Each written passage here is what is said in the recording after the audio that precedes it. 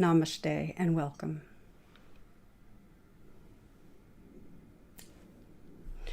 So I want to thank you for being part of this weekly talk and reflection.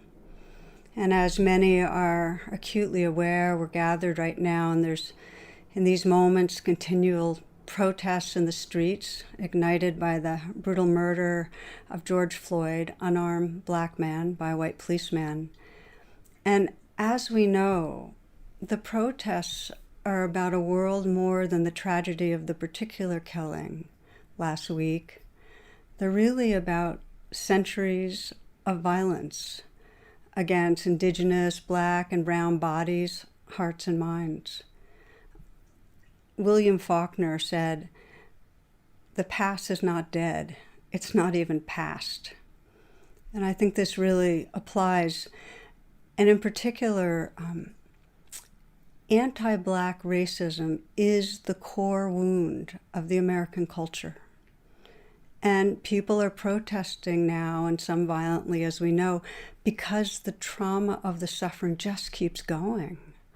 In one picture I saw, a protest, Tampa, Florida, a 5-year-old sign said, a Black boy said, "Stop killing us. Stop killing us." Martin Luther King said, "A riot is the language of the unheard. As long as America postpones justice, we stand in the position of having these reoccurrences of violence and riots over and over again." So, my friends, I start like this because it feels like a crucial inquiry for us is what will end racial violence and oppression. And I believe we each have a role to play in fighting racism. We each have a medicine to bring to these times, each one of us. And it matters that we bring it forth. It matters that we respond wisely right now. So this is what we'll be exploring together. And I'd like to acknowledge in this talk, I'm speaking as a white woman, and like everyone in a racist society, I'm having to uncover my own racism. I'm still in process. So I want to name that. And I'm aware that while many of you joining me are white, I'm also grateful to know that many of you are Black and brown, and there are Indigenous people. And I ask your forgiveness. And I wanted to start this way on purpose for any lack of understanding or sensitivity I might express. I want to also name that this is one of the hardest talks of my life. And I think for most of us, some expressions of suffering penetrate more deeply or more regularly than others. And for me, racism is like that. I care so much. Black lives really matter, truly. So these last days, watching that video of George Floyd's murder and just the sense of the heartbreak of yet another, it's been crushing. It's been heartbreaking. On a Zoom call with one of my Black friends, I was so struck. This is what stood out, her tiredness. It was this kind of exhaustion or despair at the dailiness of violence against her people. Tiredness and exhaustion. I've been in touch with others who feel devastated, anger, grief, everything you can think of, the whole range, and called to act. You know, I have friends on the streets yesterday in DC telling me, you know, this is when the president called in the police and the National Guard to shoot tear gas and flash grenades into a peaceful crowd. He was clearing his way to pose in front of a church, and one friend, filled with this fear and agitation about what's going to happen, and said, "We have to be in the streets to save our lives. Will the president deploy military force against us?" So we're asking ourselves, and this is kind of collective, I'm joining you and you're joining me in this inquiry, what are some ways that we can deepen our attention so we can respond wisely to the suffering of racism. And in my reflecting, the first step is really the message of start right where you are, with a willingness to open to just what you're feeling right now. You know, the friend I mentioned who was so tired, she's a Black teacher, leader, very powerful woman. And she's saying, you know, of course I'll respond, and soon, but first I'm pausing so I can just feel what's here. And I just want to note for her, a dedicated activist, that's not months of cave time, but it's knowing that for her to be her best, to be that medicine, she needed to pause and get in touch. And how we're so quick to strategize or fix that we can skip over really connecting inwardly. And then we just react from habit. We're driven by avoidance or fear. So in that spirit, even in this talk, we're going to do several reflections.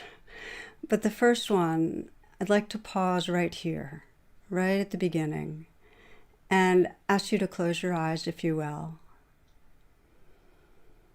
and to feel yourself here. And if you don't feel here, invite yourself. Just say, come back, be here. Touch into the realness. And with this intention to be very gentle and with curiosity, sense how these recent events, this trauma of racism that's been so exposed in terms of our collective psyche yet again, how is that impacting you?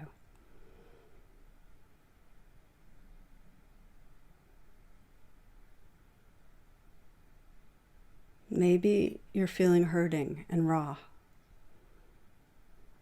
Maybe there's anger or rage, or like my friend, tiredness, despair. Maybe there's hopelessness.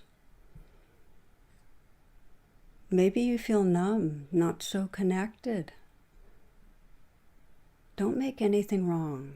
This is just an honest check-in. Maybe there's guilt.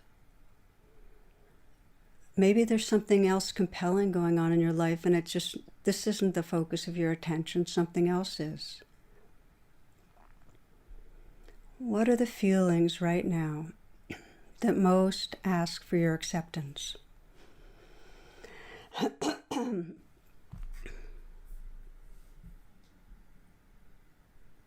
And can you be a compassionate witness to what's inside you?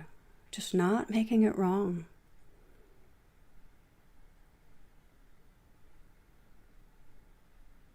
One friend says we think not our own thoughts, but society's thoughts, and we're feeling our society's feelings, and there's a whole range of them. Not to make it wrong. To offer a compassionate witnessing to what's right here.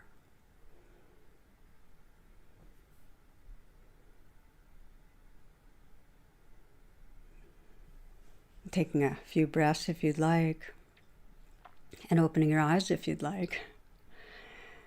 So this is the first step. Always, and we have to keep coming back to it again and again, to keep pausing and honestly acknowledging just what's real inside us. We can't move to the second step, which is attending to those who are most vulnerable, most threatened, if we haven't connected inwardly and acknowledged what's here. We're just not going to have the presence that can see. So the second step, we are being called in these times to really look deeply at the pain that's around us. And here I'm particularly addressing those of us who are white, because if you're listening and you're Black or a person of color, brown, indigenous, you may feel absolutely overwhelmed by the suffering of oppression. And to white people, we can't feel exactly what Black people are feeling right now, but we can accompany Black people. We can bring our presence and commit ourselves to seeking to understand, seeking to feel with. I'll share last Saturday during our weekly satsang. That's the gathering offer online for people that want to explore their questions. One woman spoke. She's born in Nigeria, now in the United States, and she was talking about how hard it is to just hold the magnitude of the violence, the horror of the violence against Black people here. And she shared an African proverb that I wanted to share with you. And it goes like this. It says, "The child who is not embraced by the village will burn it down to feel its warmth." I'm going to say that again. The child who is not embraced by the village will burn it down to feel the warmth. So this has been an important part of my reflecting, and I'd like to invite you to join me in that.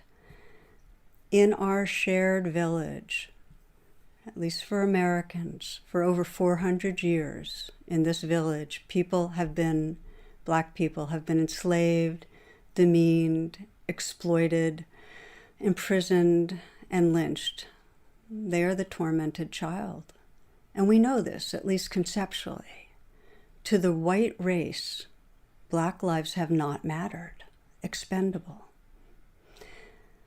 So to relate to this, how do we relate to this? How do we really let that in? How that continues today? And one of the ways is we can reflect how in our own lives we felt rejected from the village. Some of you may be listening and know that either in your family or in your social circles, you are living with a sense of not feeling loved, not feeling accepted or respected. Each of us at some time has felt rejected, marginalized, not okay. Some of you have felt really unsafe. Some of you grew up in situations and know the feeling of being truly threatened, shamed, physically violated. And if you're not Black, some of us are brown, indigenous, or belong to religious groups that have been violated for generations. We know the feeling of the child that's been pushed away. We each know it somewhere in our psyche. So can we pause and remind ourselves of where we know about that? What has it been like for you to feel not belonging, to feel disliked, to feel hated, to feel unsafe with others?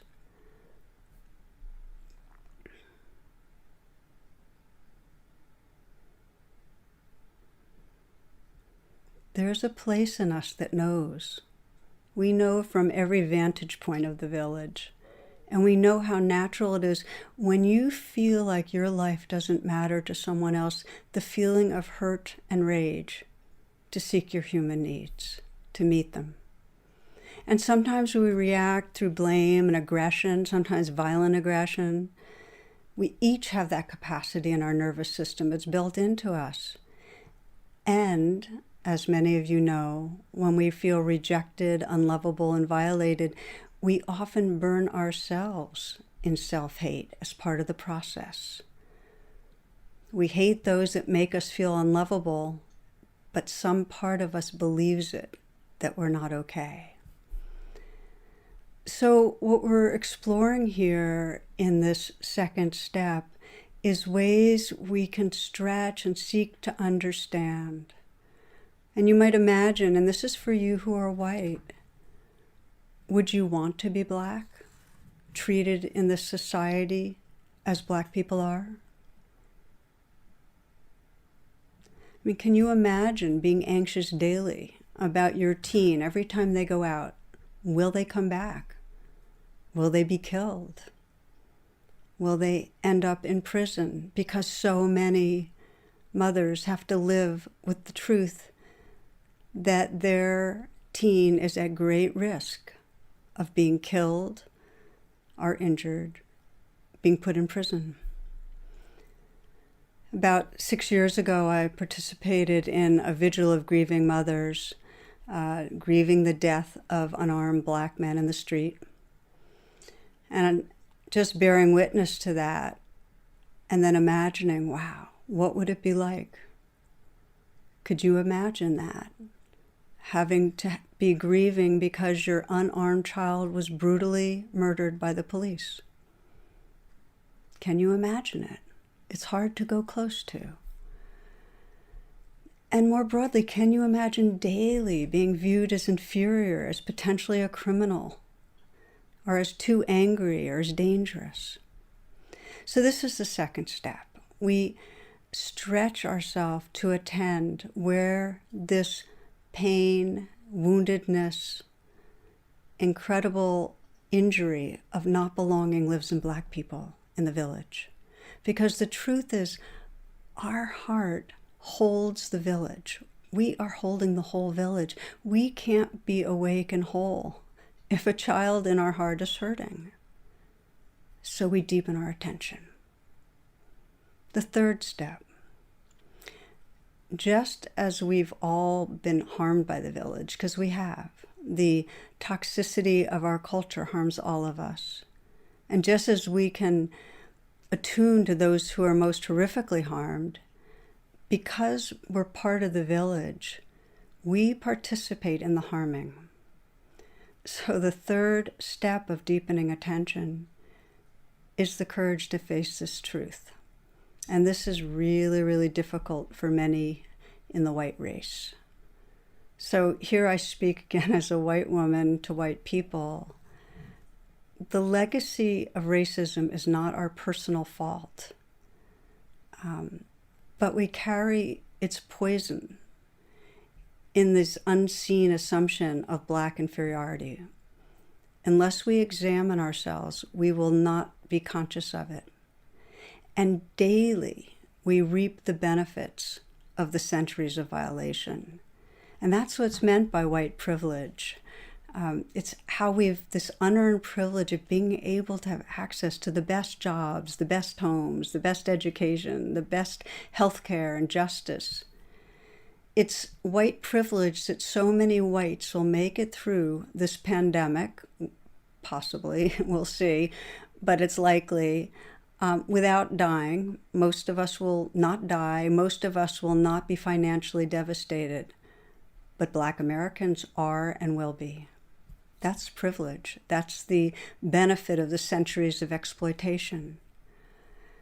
And I'd say perhaps the deepest expression of white privilege is that a part of our village is hurting, and they're forced to try to save their lives. And for white people, responding to this pain feels optional. We may care, we may do some things, but it feels optional. We forget that this is a child in our heart. Many of you perhaps saw what Barack Obama wrote last week. He quoted a friend of his. It was very powerful. Here's the quote. "The knee on the neck is a metaphor for how the system so cavalierly holds Black folks down, ignoring the cries for help. People don't care. It's truly tragic." A friend of mine in Oakland was describing a gathering she was part of, and there was what she called the howl. And it was a weeping and wailing chant, "Black Lives Matter." And she described just the chant going over and over again, and how people were sobbing as they were chanting. And of course, that got me crying. You know, it's like this asking the world to believe and know Black Lives Matter.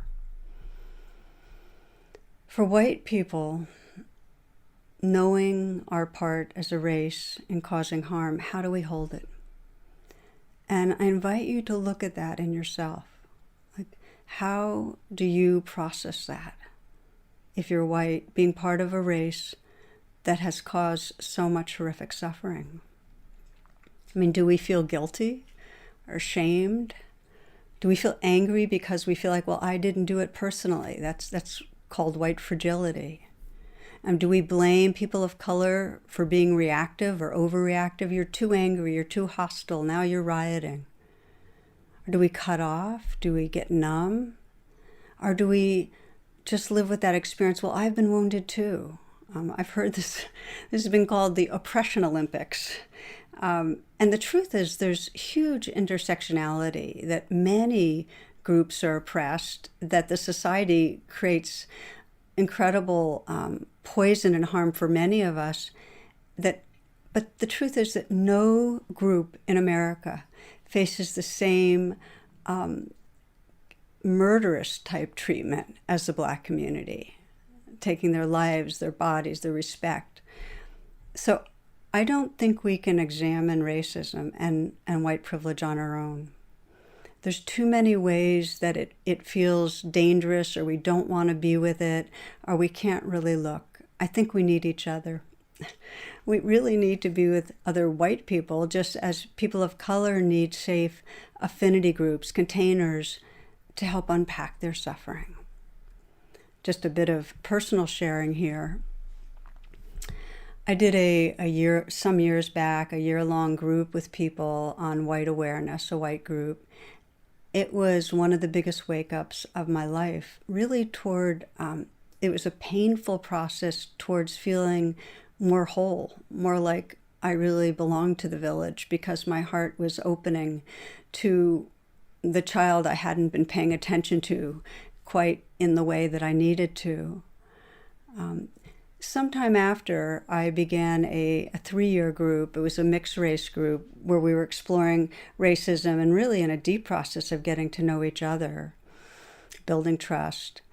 And for the first bunch of months, I felt anxious and self-conscious and completely unnatural. Like I was inside, I was tied up in knots. I just could not, there was no spontaneity, hard for me to really listen or be real. So I felt unreal. And then I got it. Okay, white guilt. And as a teacher and leader in my community, I think underneath it was this sense that I can never possibly do enough to make up for this suffering. So I brought RAIN, that practice of mindfulness and compassion, to what I was feeling, and I recognized and allowed it, and with the investigation, that belief that I'm failing, I'm never enough. And sensing how pervasive that was, and bringing a lot of nurturing to that. And the real message to myself from my high self or my awake heart was, trust your caring.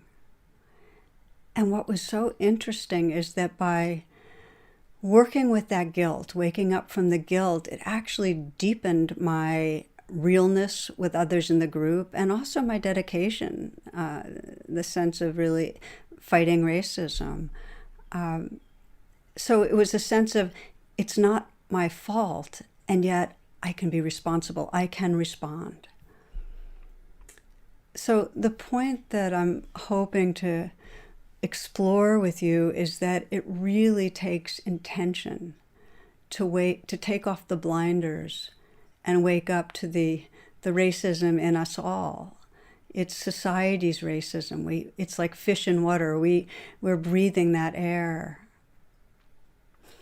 Scott Woods, a writer, he puts it this way. He says, racism is a thing you have to keep scooping out of the boat of your life to keep from drowning in it. I know it's hard work, but it's the price you pay for owning everything. It's pretty powerful. Let's reflect together again. Okay, my friends, if you will, to close your eyes. Invite yourself here, arriving, breathing.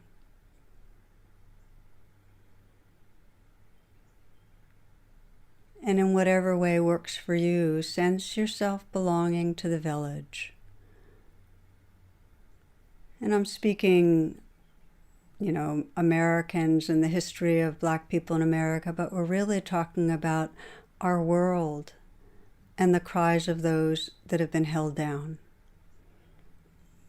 Different parts of the world, it might be a different religion or race that has the knee to the neck, but it happens everywhere. Again, be the compassionate witness. Not to take personally, to face truth. If you take it personally, you'll close down. So just examining some of these questions. How have your internalized beliefs in some way of being superior, that the other, and in this case, the Black person, is inferior? How has that made you complicit in perpetuating racism?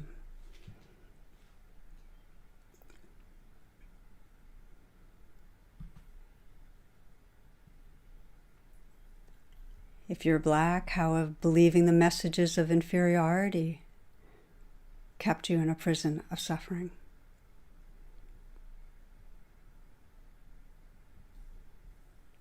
For those of privilege, how have the societal habits of privilege, staying in a kind of social cocoon where you're mostly with people of your same class and race perhaps, how has it stopped you from listening to the cries?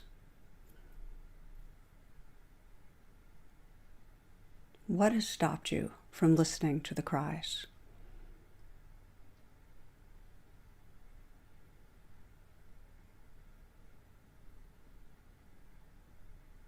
What might help you listen more deeply to the cries?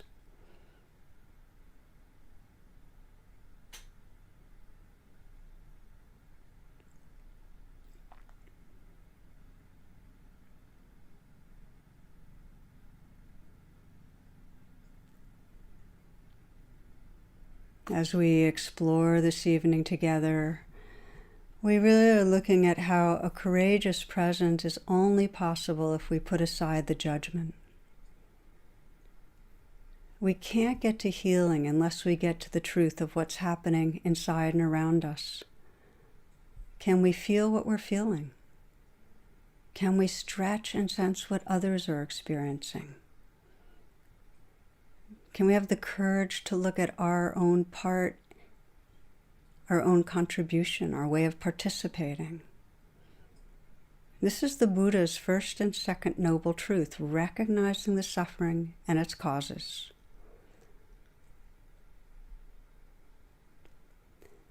So we've talked about these 3 steps.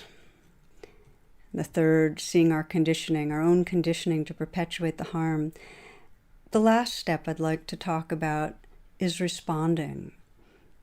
And there's no way to do this adequately.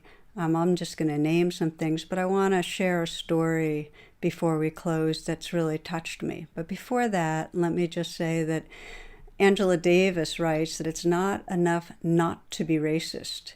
You need to be anti-racist. That's active. Minda Harts, the author, writes, lean into your courage and push aside your caution. No one benefits when allies are cautious. So taking the wisdom of these 2 women, there are many ways we can each move forward, and each of you is going to bring your own medicine in your own way, but what's important is your intention to engage. Your intention to engage, not to wait. And one thing that many white people have found helpful is to join the organization SURGE. It's called Showing Up for Racial Justice. To advocate justice for George Floyd.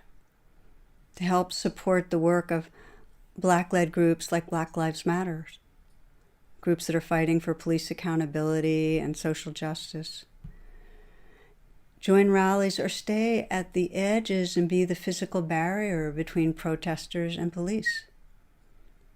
Speak up when you see police brutality.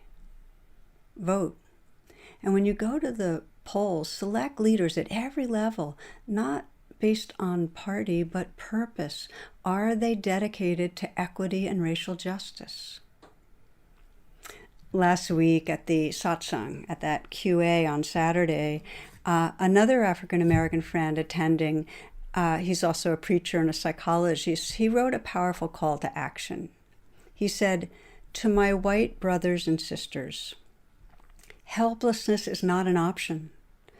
Our society has the virus of white supremacy built into every strand of its being. The thing you can do, address the strands that intersect your life. Go to the mat with your racist and racialist family, friends, community. Confront your wonderful, innocent grandmother who doesn't understand what all the fuss is about those Black people. Challenge your otherwise loving and supportive brother who doesn't see the big deal with Trump. Disrupt dinners that would be otherwise peaceful because you don't talk politics. We need to act because we are part of the village. We need to save and serve all of our lives. Martin Luther King says, our lives begin to end the day we become silent about the things that matter. When we stop being silent, there really is this deep goodness that we feel. It's really an alignment, that we're moving toward wholeness, being who we really are. And then we can bring our care and sincerity to acting for justice.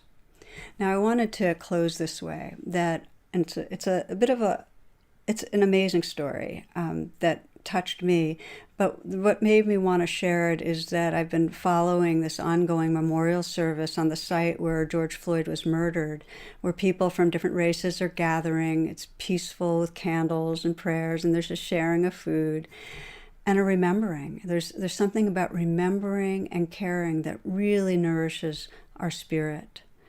And you can feel this kind of soul nourishment in the story told by social justice activist Brian Stevenson.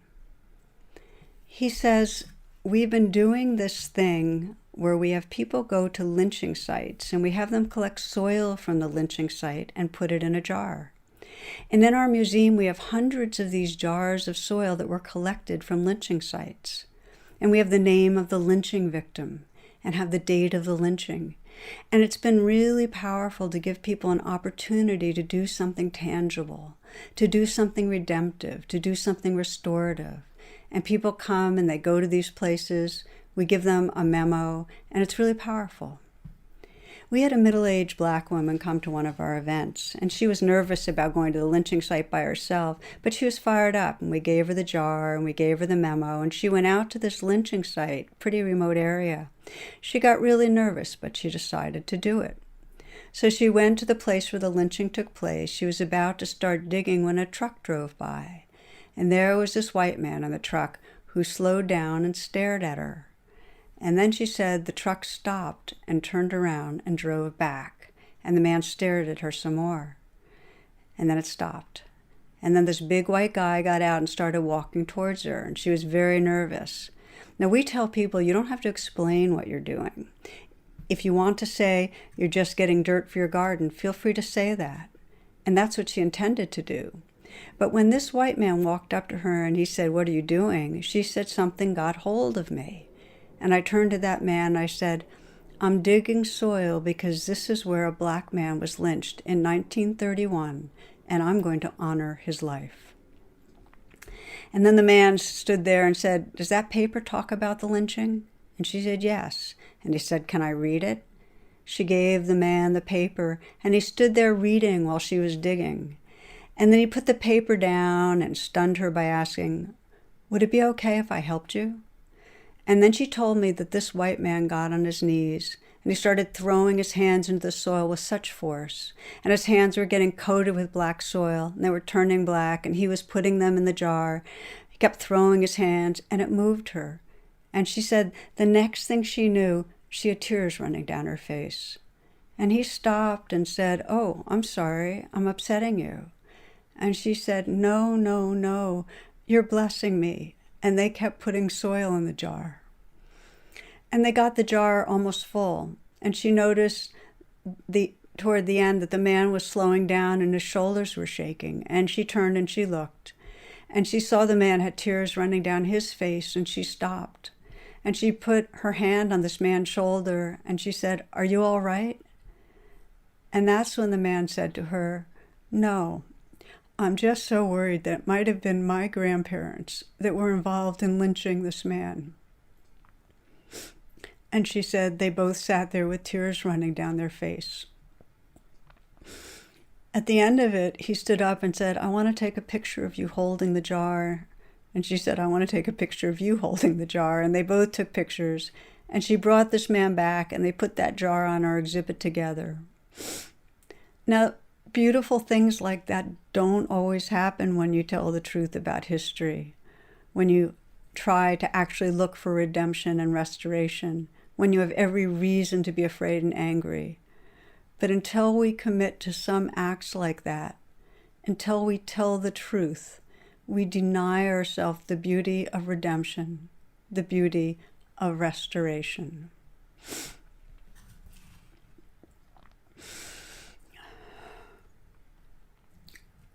Each one of us has a medicine to bring to these times. Each one of us can put our hands in the soil and participate. It's about courageous presence, telling the truth about ourselves, seeing the truth in others, and creating a village that really embraces and creates safety for all its children, the world that we believe in. So let's close together. Last time, I'm going to ask you to pause and shut your eyes, if you will, take a few breaths. Opening yourself to the truth of this moment, what's happening inside you right now. And can you let it be just as it is?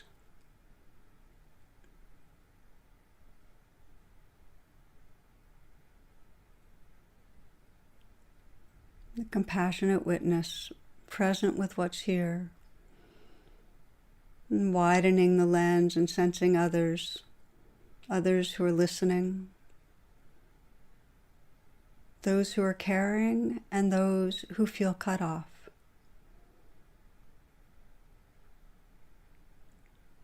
Widening to include those who we know are most vulnerable, those Black lives that matter so much. We close with a simple prayer. May all beings feel held in loving presence. May all feel embraced by their village of belonging. May all beings touch great and natural peace.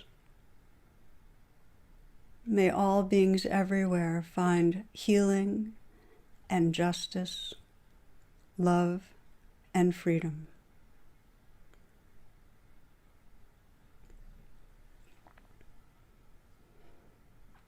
Thank you, friends, for your presence. There'll be a discussion group immediately following, and there's a link on Facebook, and I hope to be together again next week. Blessings.